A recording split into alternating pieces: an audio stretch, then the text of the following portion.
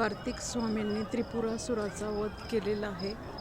हे 3 त्रिपुरा म्हणजे 3 पुरं असलेला आहे राक्षस।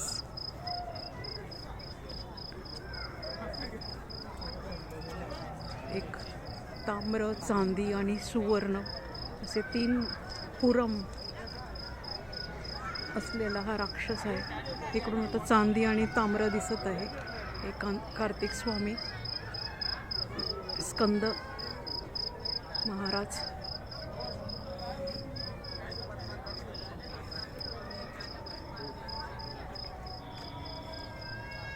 भव्यता तर एवढी आहे या दृश्याची।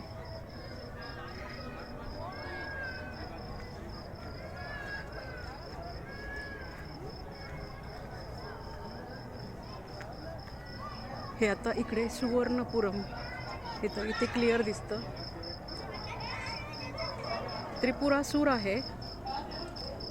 त्रिपुरासुराचा वध कार्तिक स्वामींनी केलेला आहे।